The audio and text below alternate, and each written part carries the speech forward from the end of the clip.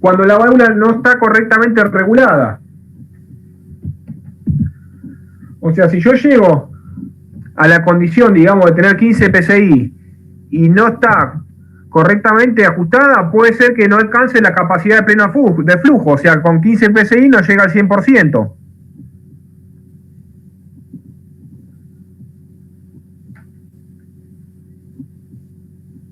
Y también lo que puede suceder es que no me cierre correctamente. Por eso es muy importante que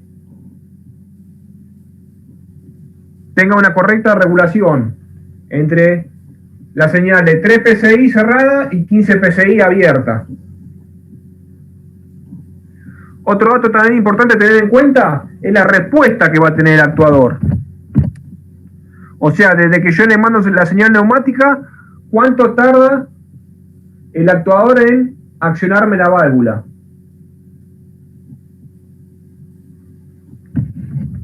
Cuando yo tengo un actuador neumático, tengo que tener en cuenta la distancia que hay entre el actuador y el controlador, ya que la caída de presión de aire me puede generar un retardo en la respuesta. Generalmente también se utiliza para reducir, digamos, este tiempo muerto, un traductor corriente-presión como para justamente aumentar la señal.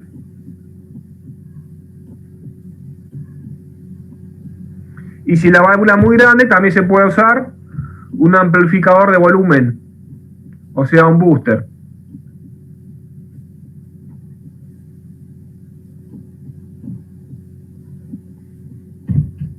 Esto vendría a funcionar similar a un regulador de presión. Y la referencia es producida por una señal neumática. Es básicamente un amplificador de presión.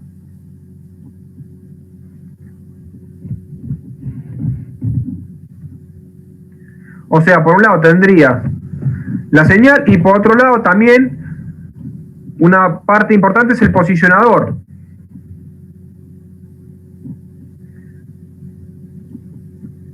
Vamos a tener que tener en cuenta que el movimiento de la posición va a estar determinado por el balance entre la fuerza del diafragma del pistón y el resorte.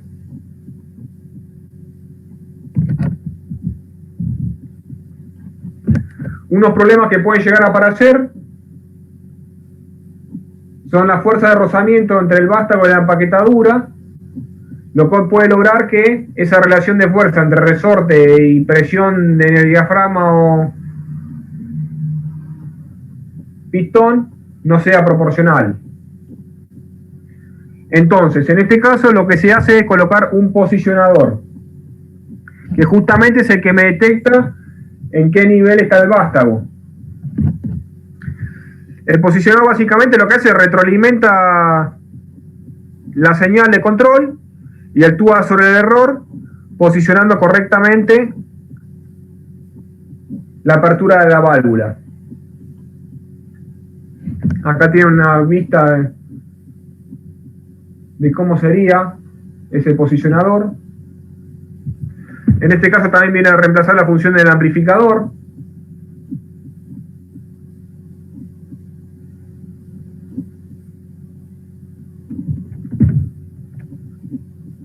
Puede tener también un amplificador de presión incorporado.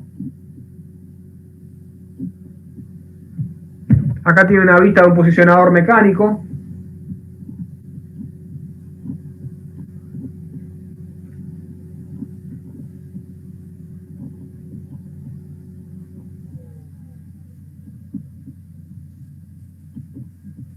Y a su vez las válvulas se pueden manejar divididas en secuencias. Por ejemplo, cuando tienen que utilizar un mezclador, en donde se va produciendo la apertura y cierre según cómo se vayan mezclando los componentes. Según la apertura, van a tener una determinada presión de entrada.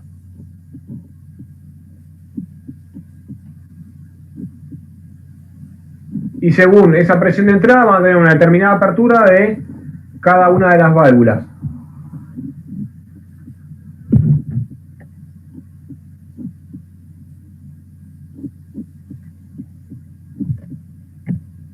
Puede ser progresivo, puede ser también antagónico, o sea, cuando una está completamente abierta, la otra está completamente cerrada y viceversa.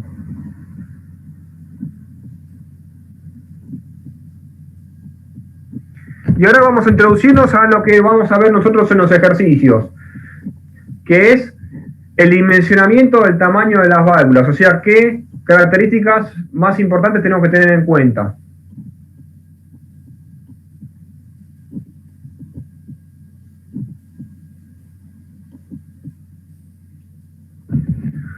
Los detalles que tenemos que tener en cuenta que el fluido al pasar por una válvula produce disipación de energía, que puede ser en forma de calor, vibración o ruido.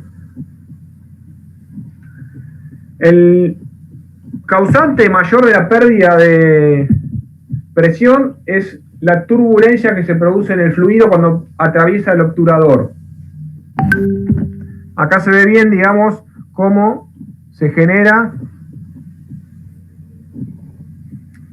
esa variación, digamos, de dirección del fluido, que es donde se produce la disipación de energía.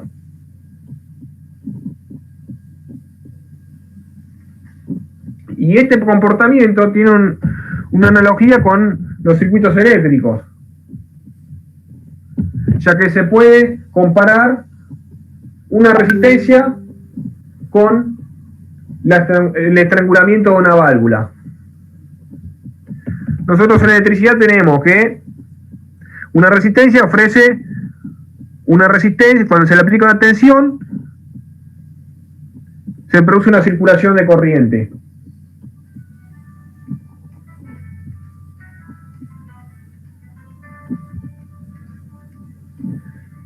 Y lo que nosotros hemos visto en electricidad es que la ley de Ohm aplica, digamos, una relación lineal entre las cargas eléctricas para aplicar al paso del fluido.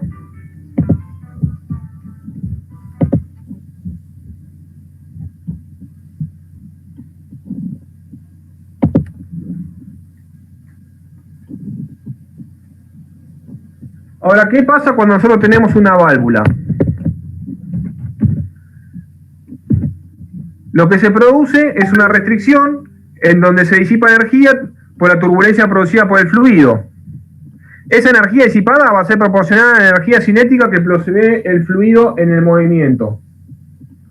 O sea, un medio de su masa por la velocidad al cuadrado. Si expresamos la energía por unidad de volumen, vamos a colocar en vez de la masa, la densidad. Entonces tenemos que la energía disipada será una proporción de la energía cinética total, donde lo vamos a relacionar con el factor, con el coeficiente K. Y esta pérdida de energía se manifiesta como una caída de presión donde está el obturador, o sea, de restricción. Entonces, haciendo una analogía eléctrica, vamos a tener que el caudal va a tener un comportamiento similar a lo que sería la corriente en electricidad. La resistencia sería la forma que yo tengo en el obturador, y la caída de tensión, en este caso, va a ser la caída de presión que yo tenga entre el extremo de la entrada y la salida de la válvula.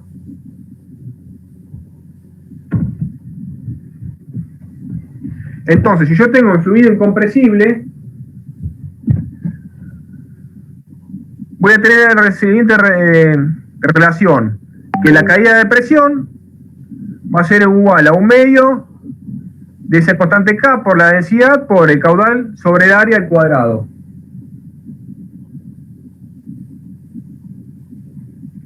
Comparando esta analogía con la electricidad,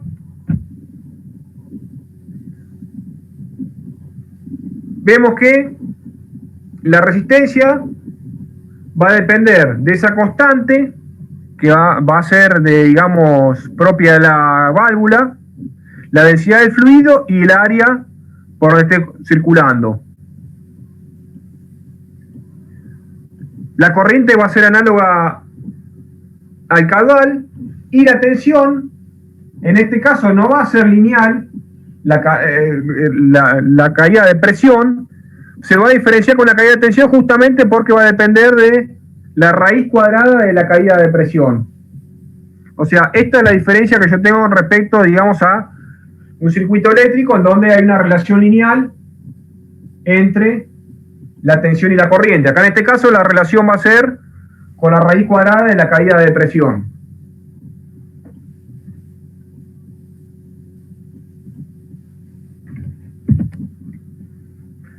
La constante K y el área justamente van a depender de la apertura del obturador. O sea, cuando más abierto voy a tener más área.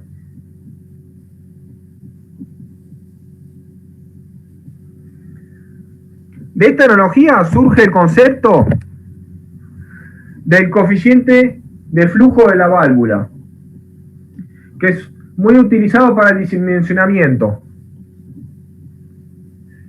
Y el coeficiente CB no es más ni menos que la cantidad de agua en galones que fluye por minuto a través de una válvula completamente abierta a una temperatura de 60 grados Fahrenheit y una caída de presión de 1 psi.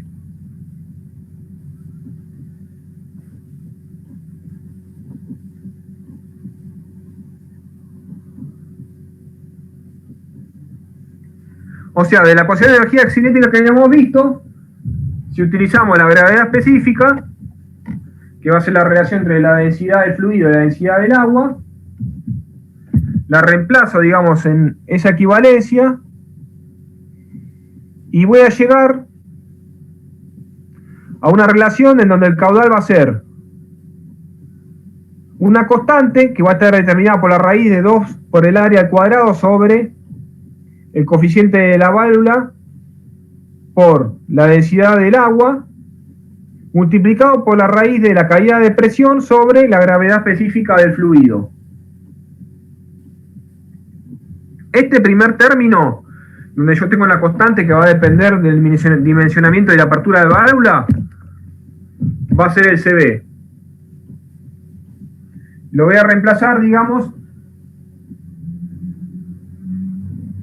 por esa definición, o sea, la raíz de 2 veces el área al cuadrado sobre K por la densidad del agua. Esta es una fórmula que vamos a ver mucho en los catálogos de fabricantes de válvulas, de cómo dimensionar el CB. Va a ser el caudal, va a ser igual al CB por la raíz de la caída de presión sobre la gravedad específica. Esto es el sistema anglosajón. Y en el sistema internacional se utiliza un coeficiente similar que va a ser el KB, que acá en este caso se va a denominar al flujo en metros cúbicos por hora de agua que circula a 15 grados centígrados de temperatura con una presión de 1 bar. La densidad del agua se va a tomar como 1 kilo por decímetro cúbico. Entonces, en este caso, en vez de poner CB, voy a poner KB. Y la relación que hay entre los mismos, que no más ni menos que por las unidades que se utiliza, es que el KB va a ser igual a 0,86 CB en metros cúbicos por hora, y el CB, lo que es lo mismo, decir que el CB es igual a 1,16 por KB en galones por minuto. Según qué unidad estén utilizando, van a poder aplicar esta relación.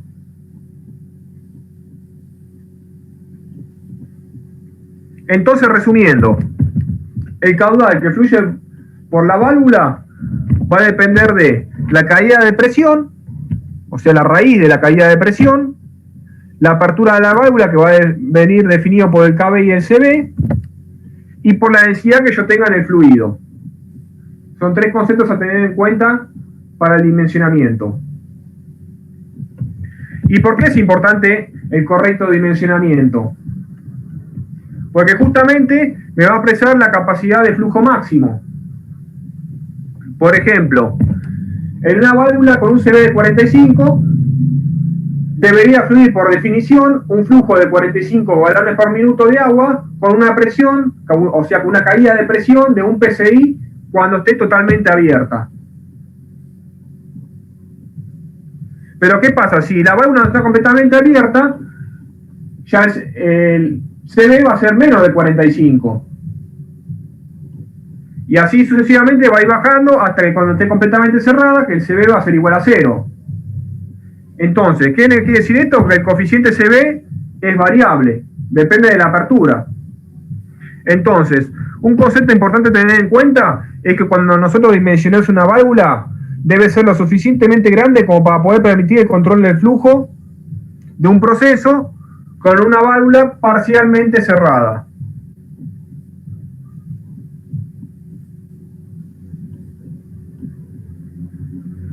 Justamente para esto se denomina rangeability o ajuste de campo de la válvula, que no más ni menos que qué pasa cuando la válvula está totalmente cerrada y cuando esté totalmente abierta, o sea, el rango de trabajo. O sea, ¿cómo me puede controlar la válvula? O sea, la relación del CB máximo sobre el CB mínimo. O sea, que es lo mismo decir el caudal máximo que puede controlar sobre el caudal mínimo, la relación que hay entre ambos. Eso me va a dar el coeficiente que se llama ajuste de campo. Y estos valores generalmente van entre 20 y 50. Vamos a ver un ejemplo básico de un cálculo de CB. Fíjese, por ejemplo, nosotros acá tenemos un proceso que el flujo máximo esperado es 470 galones por minuto. Y nos dice cuál sería el valor máximo del CB para la válvula. Si se espera que la caída de presión sea de 25 pies de columna de agua. Entonces, esquemáticamente yo puedo tener el sistema, yo sé que la presión va a ser igual al peso específico por altura.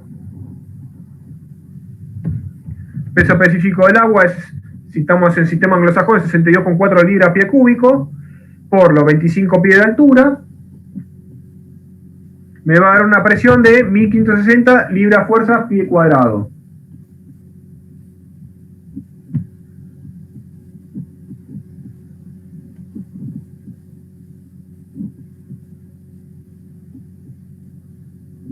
Si lo quiero pasar, digamos, para PCI, voy a tener que dividirlo por 12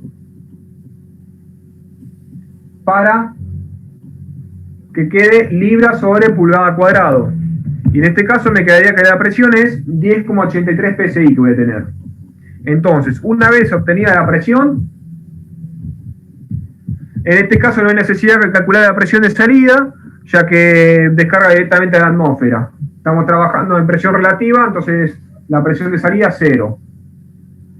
Entonces, recordando que el caudal es el CB por la raíz de la presión de entrada menos la presión de salida sobre la gravedad específica del fluido, despejo el CB y me va a quedar la relación del caudal sobre la raíz de la variación de presión sobre la gravedad específica. Reemplazo por los valores calculados de presión de entrada y me da que el CB de la válvula en este caso va a ser de 142,82. ¿Qué quiere decir eso? Que yo mínimamente voy a tener que tener una válvula con un CB de 100, por lo menos en la inmediata superior, o sea 143, para poder entregar flujo máximo, de ahí para arriba.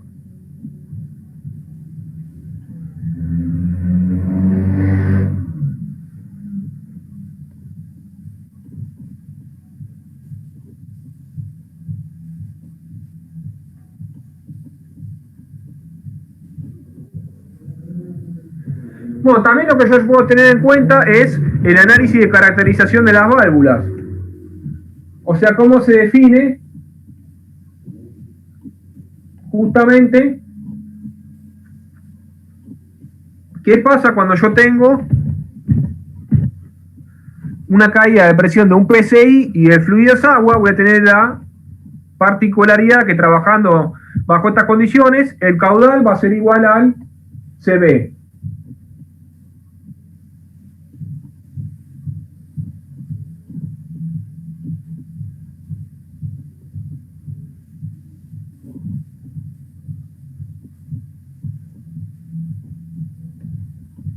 Y justamente también un dato importante a tener en cuenta, que ya lo habíamos mencionado, es que según la posición de apertura, me va a ir variando el CB de la válvula.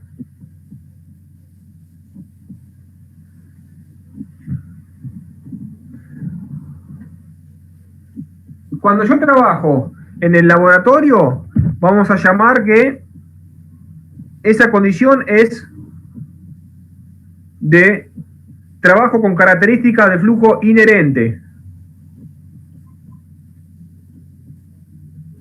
¿Por qué lo recalcamos? Porque cuando yo tenga una instalación, yo ya no voy a tener, digamos, las condiciones del laboratorio, sino que voy a tener caída de presión asociada a los conductos, fricciones y cambios en las presiones en el proceso que van a influir en el funcionamiento.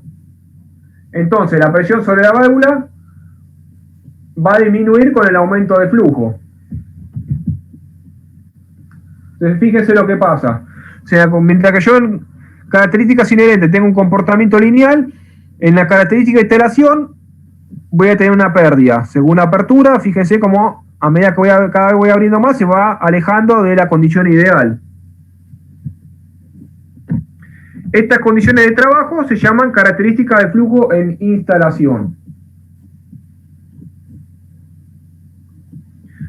Vamos a un ejemplo. ¿Qué pasa cuando yo tengo, fíjense, una descarga próxima a la salida del válvula, o sea, conducto corto? Yo voy a tener que la caída de presión según la apertura de la válvula, por ejemplo en este caso, con un CB de 18 a 100% abierta, y se tiene una condición de altura de 46 pies, lo que representa una presión de 20 psi sobre la válvula. O sea, fíjense que la válvula se comporta superponiendo un gráfico, la línea de carga que describe el comportamiento para diferentes flujos, fíjense que la línea de carga se mantiene constante. O sea, para diferentes posiciones del vástago, la válvula se comporta linealmente. Ahora, ¿qué pasa si yo modifico la instalación, por ejemplo, poniendo un conducto largo y de menos diámetro? Fíjense cómo ya la línea de carga cambia. Ya la instalación no tiene una carga lineal. Si yo solo vuelco en un gráfico de caudal versus posición, fíjense que en las características con caída de presión con un conducto largo, a medida que voy teniendo una apertura progresiva, se me voy alejando de la condición ideal de apertura lineal de la válvula.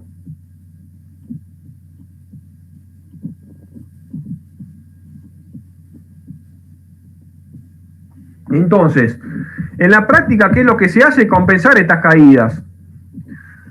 O sea, fíjense que si yo quiero lograr una linealidad en las características de instalación, para compensar esa pérdida, las características inherentes de la válvula no tienen que ser lineales, sino que tienen que ser, por así decirlo, fíjense cómo en la recta tiende a ser una cuadrática, justamente para compensar esa caída.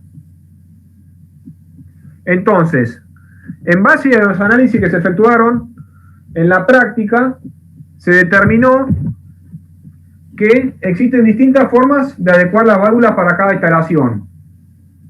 Y estas serían las tres más importantes, fíjense. Apertura rápida, lineal e isoporcentual. Que cómo va a venir determinada justamente por el porcentaje de apertura del CB respecto a la posición en la que esté el vástago.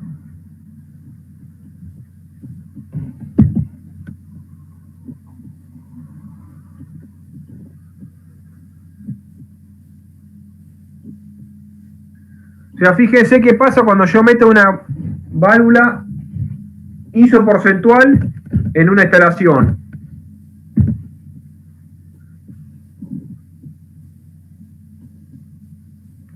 Una válvula isoporcentual en características del laboratorio en la instalación se me va a comportar como lineal, justamente porque la mayor capacidad de apertura que yo le di en condiciones inherentes se van a compensar con la caída que tengo en la instalación, lo cual me va a dar un resultado de una apertura prácticamente lineal.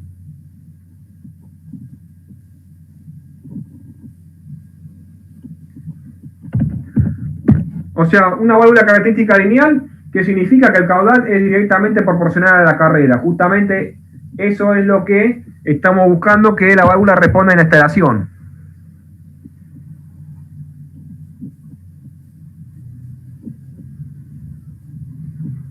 Entonces, la que se utiliza en estos casos es la válvula isoporcentual, ya que cada incremento de carrera del obturador produce un cambio en el caudal que es proporcional al caudal que fluía antes de la variación.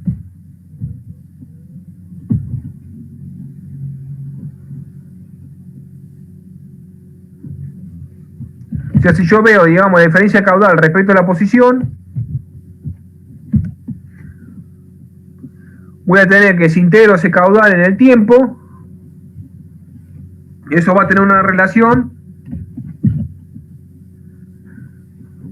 que va a ser el caudal a pérdida constante, va a ser igual a una constante B por E a la X, donde el X va a ser la carrera del vástago.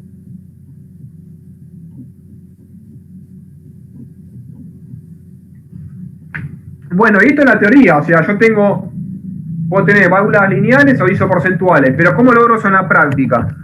Justamente lo que se hace es modificar la forma del obturador. Fíjense cómo varía según la condición que yo quiero lograr. La apertura rápida es bastante plana, apertura lineal es medio triangular y la isoporcentual es semicircular. Una foto de ambas características, fíjense cómo varía.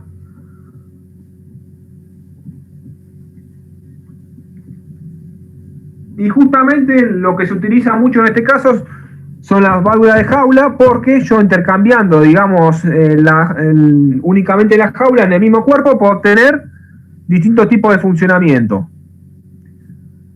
Fíjense cómo varía la forma de la jaula. Apertura rápida son dos rectángulos, apertura lineal y apertura isoporcentual, que prácticamente tienen una sección triangular.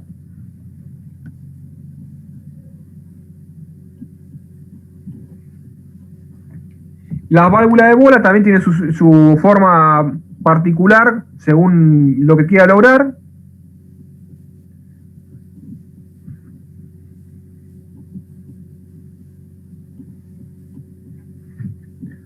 Esta es una foto de jaulas reales, digamos, apertura rápida, lineal e isoporcentual.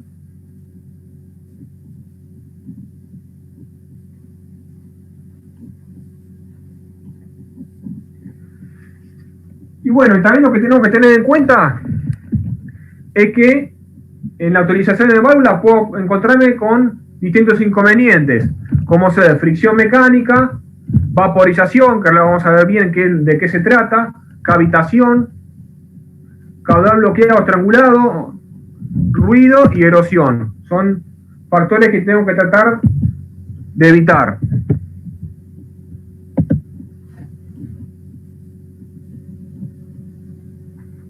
Cuando yo hablo de fricción mecánica, justamente porque la válvula está compuesta de elementos móviles. Sobre todo la fricción mecánica se produce entre el vástago y la empaquetadura, por eso siempre tiene que estar bien lubricado. Y una característica que tiene, digamos, los vástagos es que la mayor fricción que se tiene es justamente para vencer la inercia del movimiento, o sea, la fricción estática es la que se pone al inicio del movimiento, es la que mayor influencia va a tener. Por eso generalmente cuando la válvula está media trabada, lo que se hace es, se va dando son movimientos discretos, justamente por esta situación.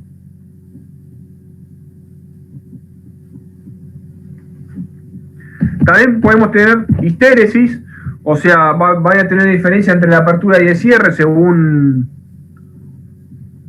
el grado de señal que tenga.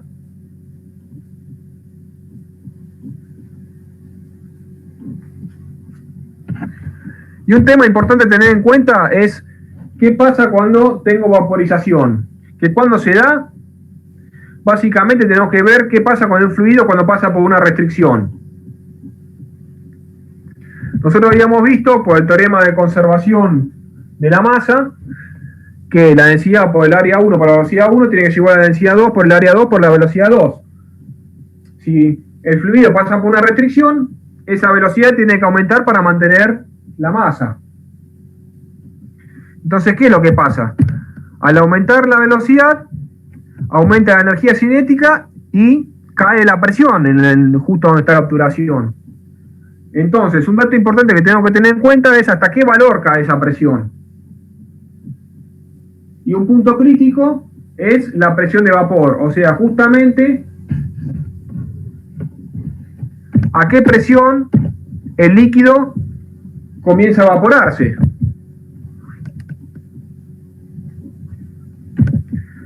¿Qué pasa? Cuando la caída de presión es tan elevada, llega un punto en que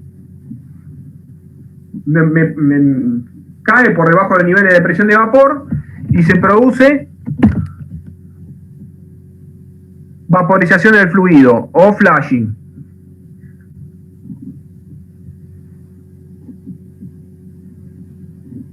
Ese punto de presión más baja que voy a tener, nosotros en la práctica lo vamos a denominar como presión de la vena contracta.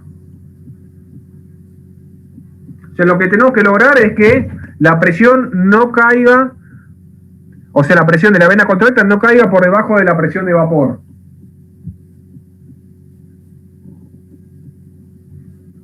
Y el flashing, si se produce, es una condición indeseable, porque debido a la expansión del gas en el punto de restricción, el caudal se bloquea y pierde regulación. Y a su vez también, esa vaporización destruye el obturador de la válvula. Fíjense acá que hay una foto, digamos, de cómo se va destruyendo por el flashing.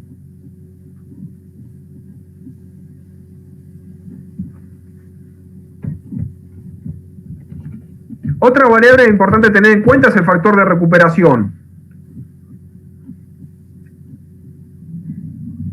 Justamente para estudiar el flashing, que va a ser la relación entre la caída de presión de la entrada y la salida y la presión de la entrada menos la presión de la vena contracta.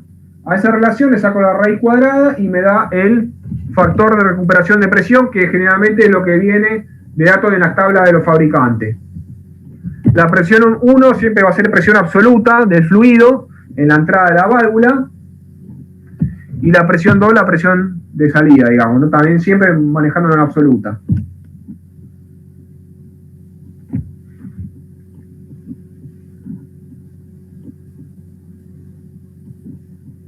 Y después vamos a tener la presión del fluido en la vena contracta, que va a ser, digamos, que lo que me va a dar, según el paso que yo tenga, es justamente lo que tengo que lograr, es que esta presión de la vena contracta sea superior a la presión de vapor, para que no se produzca el flashing. Entonces, acá podemos ver las distintas condiciones que yo tengo, según la caída de presión, los valores de FL. Fíjense que en la válvula 1 voy a tener una caída de presión mucho mayor que en la válvula 2 y que en la válvula 3 sucesivamente. O sea, la válvula más segura para trabajar es la 3, ya que tengo una caída de presión baja con respecto a las otras dos, que en la válvula 1 seguramente voy a tener que analizar muy bien que no llegue a la presión de vapor, porque si no se va a empezar a producir el flashing.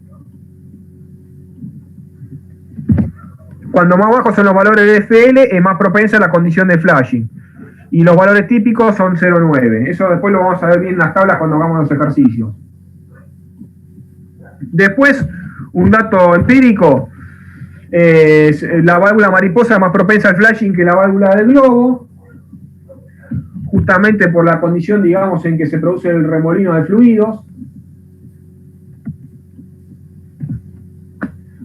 Bueno, y además del flashing, tenemos el problema de la cavitación, que es similar al flashing.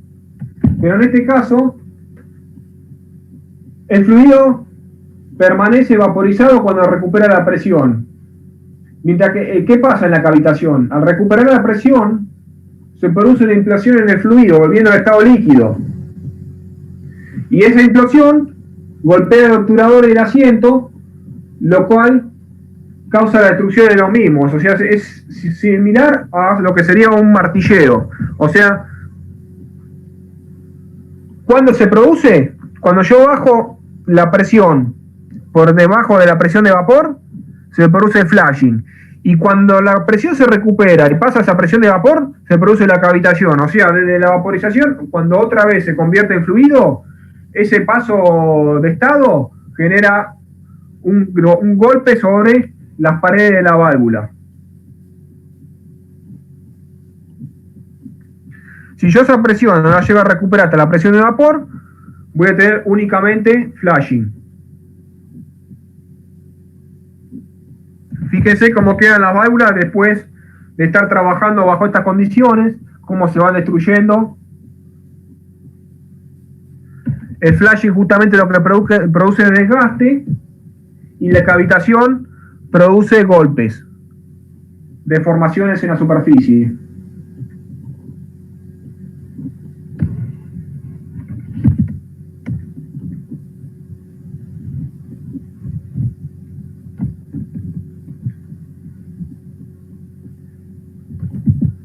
¿Qué podemos hacer para evitar esto? Bueno, para la cavitación, lo primero que hay que hacer es evitar la evaporación, o sea, el flashing. Y hay varias técnicas para hacer esto. Una es elegir una válvula con baja presión de recuperación, o sea, un alto valor de FL. Yo entro a la tabla y me fijo un FL elevado si estoy muy ajustado con el tema del tamaño. Otra cosa que puedo hacer es incrementar la presión aguas arriba y aguas abajo para estar a una presión más alejada de la presión de vapor, o sea, trabajar con una presión superior en el sistema. Y la tercera, que generalmente lo que se utiliza, porque la presión del sistema viene dada por el proceso, o sea, generalmente no se puede cambiar. Entonces lo que se hace es utilizar múltiples válvulas de control en serie para reducir el delta de presión en cada válvula. Esto es cuando tengo una condición de trabajo crítica, ¿no? Y a su vez lo que puedo hacer es disminuir la temperatura del líquido. También hay válvulas que tienen una construcción especial con obturador anticavitación. Las válvulas anticavitación tienen diseñado el obturador para provocar múltiples venas contactas. O sea, yo tengo la válvula estándar, digamos, y justamente la válvula anticavitación lo que tiene es una construcción que genera múltiples caídas, lo cual me reduce la caída de presión general y me permite que trabaje por encima de la presión de vapor. Luego del receso, que arranquemos la próxima reunión, vamos a ver cómo se diseñan las jaulas justamente para evitar la cavitación.